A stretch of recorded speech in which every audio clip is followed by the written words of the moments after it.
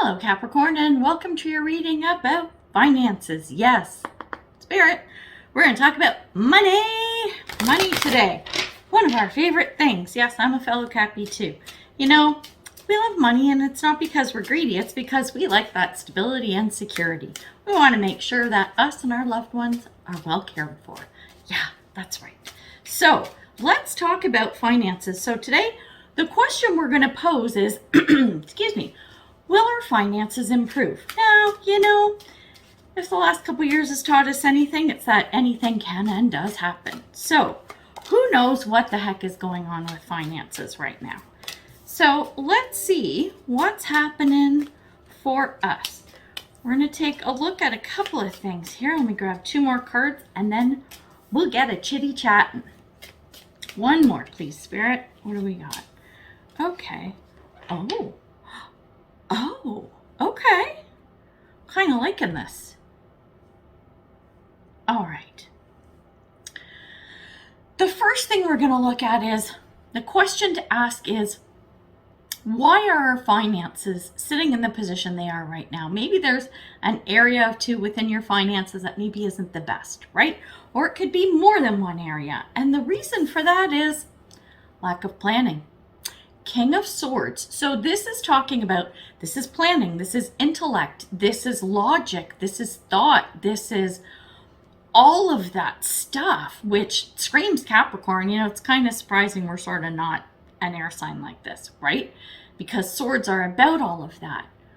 So while we are those earthy, grounded signs, that logic and planning is just built into us. It's around structure and everything. So something has thrown us off here. Either we missed something, or maybe it was some kind of situation where it's like, okay, I have to choose. Am I going to put my money here or here, right? Because of a life circumstance. We might drill down into this a little bit more. I don't normally do that for these short little readings, but it's us and, my channel. I can do whatever I want. So we might do that. So this is the thing. It's something about lack of planning or plans gone wrong. Something around that. The next thing is, the question that I'm going to ask is, how can we improve this situation? And the card that came out is the Knight of Cups. What this is saying to me is, cut your losses, get over it, and move on. Keep moving and keep going. We're going to look into what can help us going forward, but the short message is just keep going, right? Don't keep looking back at what happened, shoulda, woulda, coulda, all of that kind of stuff. Don't let that get up in your head. Cut your losses and move forward. And because this is around cups, it's around emotion and feeling. Think about the emotions and feelings that are coming up and ask yourself why. And then what I want you to do is look at the lessons that you can take from this experience, so that going forward, should something like this cycle around again, you'll be better prepared, right? Then the next thing is, okay, what can help us in this situation, or maybe get out of this situation? We have the Seven of Cups. And what the Seven of Cups is telling me, this is usually around choices, right? So remember how I was saying it seems as though maybe we didn't have a choice? There were two choices. Maybe we couldn't put all the money here and here that we wanted to, and we had to make decisions, right? So I think what can help is a little pre-planning and looking at whatever choices are available. Because remember, we were talking about the King of Swords as to why this kind of went south, right?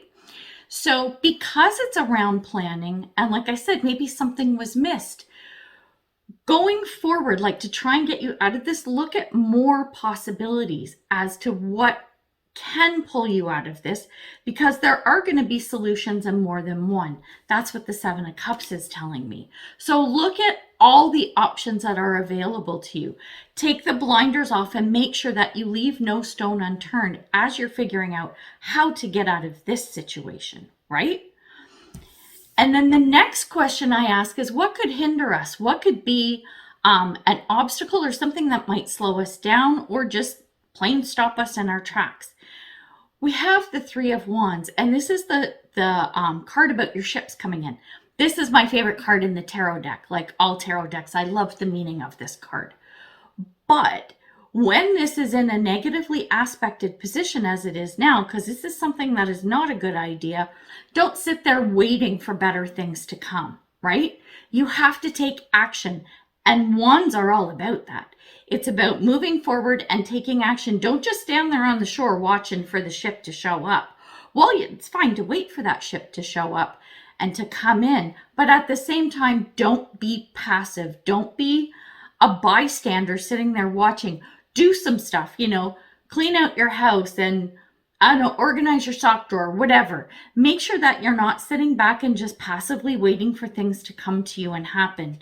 So going back to the 7 of Cups, right? It's all these different options and ideas. Act on them, right? Make sure that you take action, because right now inaction is not your friend, okay? Now, the last card we're going to look at is what is the potential outcome?